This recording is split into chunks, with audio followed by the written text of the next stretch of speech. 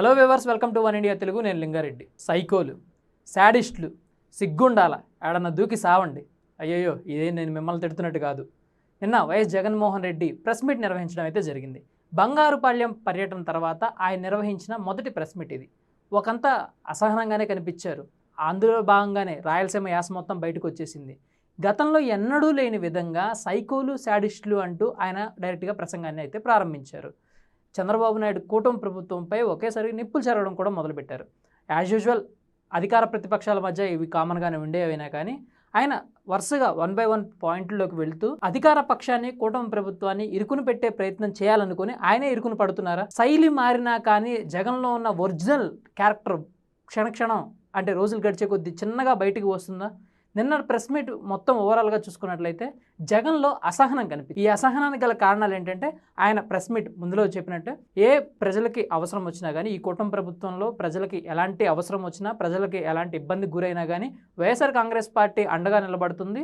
సంవత్సర కాలంలోనే ప్రజలకు వచ్చిన కష్టాలని అర్థం చేసుకోవడంలో వైఎస్ఆర్ కాంగ్రెస్ పార్టీ సఫలీకృతమైందన్నారు. ఓకే, ఈ మాటలు అగ్రీ చేద్దాం. వైఎస్ఆర్ కాంగ్రెస్ పార్టీ సంవత్సర కాలంలోనే బౌన్స్ బ్యాక్ అయింది. తన వంతు ప్రయత్నం తను చేస్తున్నారు. జగన్ కూడా తన వంతుగా తాను బయటికి వస్తున్నారు, ప్రజల్లో ఉండడానికి ఎక్కువ ప్రయత్నిస్తున్నారు. Okay, clear cut. సెకండ్ది, రెండో విషయం ఏంటంటే రాష్ట్రంలో పోలీసు వ్యవస్థపై ఆయన భారీ స్థాయిలో ఆరోపణలు చేశారు. ఏకంగా డీజీపీ లాంటి వ్యక్తే శాండ్ మాఫియా కానీ ఇతర మాఫియా వ్యవహారాలన్నీ నిర్వహిస్తున్నారని చెప్పేసి ఆయన చెప్పడం చాలా పెద్ద అలిగేషన్ ఇది. ఏకంగా రాష్ట్ర డీజీపీ పైనే ఆయన చేసిన ఆరోపణలు అనేవి చర్చనీయాంశంగా మారిపోయినాయి. ఎందుకంటే చాలామంది ఐపీఎస్ అధికారులని, డీజీ ర్యాంక్ ఉన్న వాళ్ళని సస్పెన్షన్లో పెట్టడంతో పాటు సిద్ధార్థ్ కౌశల్ లాంటి వ్యక్తులు రాష్ట్రాన్ని వదిలి వెళ్ళిపోవడం, రాజీనామాలు చేయడం, ఇలాంటివన్నీ కూటమి ప్రభుత్వంలో బాగా వర్క్ చేసే పోలీస్ ఆఫీసర్ ఎవరు వర్క్ చేయలేకపోతున్నారు. అంటే రౌడీయిజం చేసే వాళ్ళు పాలకులైతే పాలించాల్సిన, అధికారం చలాయించాల్సిన అధికారులు రాష్ట్రాన్ని విడిచి వెళ్ళిపోతారనేది ఆయన వర్షన్. ఓకే, ఇది కూడా ఓకే. విమర్శలు, సద్విమర్శలు అలా ఉంచితే ఓకే, ఇది కూడా కొంతవరకు యాక్సెప్టబుల్, కొంతవరకు అన్యాక్సెప్టబుల్. ఎందుకంటే కొంతమంది అధికారులు గతంలో వైసీపీ అధికారంలో ఉన్నప్పుడు వాళ్ళు అధికారాన్ని చలాయించారు, అధికారాన్ని అడ్డం పెట్టుకొని దాన్ని అధికారాన్ని దుర్వినియోగం చేశారు. సో దీనిలో యాక్సెప్టబుల్ ఉంది, డిసాక్సెప్టబుల్ ఉంది. సో థర్డ్ పాయింట్, ఇక కృష్ణా జిల్లా జెడ్పీ చైర్మన్ ఉప్పాల హారికపై జరిగిన అటాక్ గురించి జగన్ ప్రస్తావిస్తూ ఈ వ్యాఖ్యలు చేయడం జరిగింది. బీసీ మహిళలపైన టీడీపీ శాడిస్టులు, టీడీపీ సైకోలు దాడి చేస్తే ఆవిడ్ని మహానటి అని కొల్లు రవీంద్ర మెన్షన్ చేయడం గురించి జగన్ బాగా సీరియస్ అయ్యారు. ఒక బీసీ మహిళలను పట్టుకొని, అందులో జెడ్పీ చైర్మన్ పట్టుకొని ఒక మంత్రి స్థాయిలో ఉన్న వ్యక్తి మహానటి అంటాం భావ్యం కాదని, దానికి ఆయన రాయలసీమ యాసలో సిగ్గుండాలి, ఆడ దూకి సావండి అని చెప్పేసి ఆయన చాలా గట్టిగా కౌంటర్ ఇవ్వడం అయితే జరిగింది. దాని తర్వాత నెక్స్ట్ పోలీసింగ్ గురించి, తన పర్యటనల గురించి, తన Z+ కేటగిరీ సెక్యూరిటీ గురించి వరుసగా తన పర్యటనలు ఎక్కడికి వెళ్ళినా కానీ పోలీసులను పెట్టే ఆంక్షలు విధించడం జరుగుతుందని, ఏకంగా బంగారుపాళ్యం పర్యటనకు సంబంధించి 3 ఎస్పీలు, ఒక DIG, కొంతమంది DSPలు, ఎంతమంది మొత్తం 2000 మంది అప్రాక్సిమేట్లీగా పోలీసుని అసైన్ చేశారు.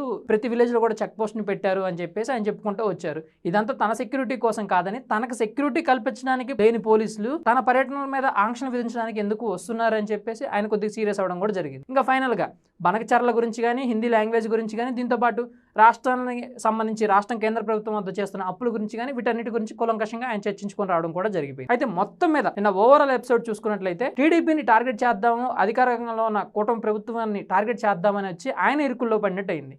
ఎందుకంటే జగన్ ఇప్పుడిప్పుడే గ్రాఫ్ పెంచుకుంటున్న తరుణం. ఎందుకంటే ఓకే, సంవత్సర కాలంలో యాంటీ ఇన్కంబెన్సీ ఉంది, అమలు చేయాల్సిన పథకాలు ప్రాపర్ టైంలో అమలు అవ్వలేదని కొంతమంది ప్రజల్లో ఆ భావన అయితే ఉంది. దాన్ని వీళ్ళు యూటిలైజ్ చేసుకోవాల్సిన టైం కూడా ఇదే.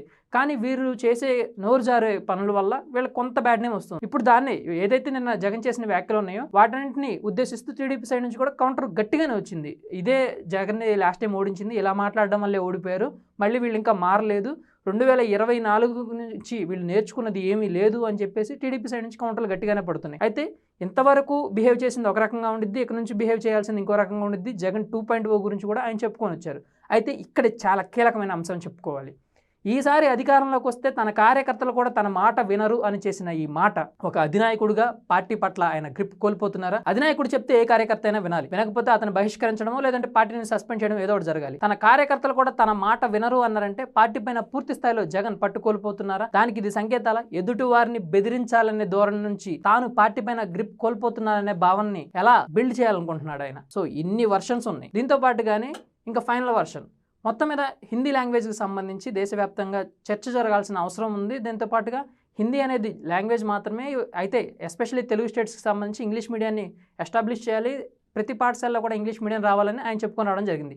అయితే ఇదే హిందీకి సంబంధించి గతంలో పవన్ కళ్యాణ్ మాట్లాడినా, నారా లోకేష్ మాట్లాడినా వైఎస్ఆర్ కాంగ్రెస్ పార్టీ సైడ్ నుంచి అందరూ ట్రోల్ చేశారు. బట్ నిన్న జగన్ కూడా అదే స్టేట్మెంట్ ఇచ్చేసరికి వీళ్ళకి కౌంటర్ ఇవ్వడానికి కౌంటర్ లేకుండా పోయింది వీళ్ళ దగ్గర. మొత్తం మీద అధినాయకుడు నడిపిస్తున్న బాట, కింద స్థాయి కార్యకర్తలు నడవాల్సిన మార్గం రెండు వేరు అయిపోతున్న తరుణం అయితే కనిపిస్తుంది. పార్టీ పైన గ్రిప్ కోల్పోవడంతో పాటు అధినాయకుడు పూర్తి స్థాయిలో అందుబాటులో లేకపోవడం, ప్రజల్లోకి బయటకు వచ్చినా కానీ ఆ కార్యక్రమం కాస్త సక్సెస్ కావాల్సింది పోయి విమర్శలకు ఎక్కువ తావిస్తుంది. సో వీటన్నిటిని ఓవర్కమ్ చేసుకొని జగన్ ముందుకెళ్తారా, లేదంటే ఇదే ధోరణిలో నెక్స్ట్ ఎలక్షన్స్ వరకు కంటిన్యూ అవుతారా? ఇలాగే ఉంటే పార్టీ పరిస్థితి ఏంటి? మీ అభిప్రాయాన్ని కామెంట్ రూపంలో తెలియజేయండి. Thank you for watching.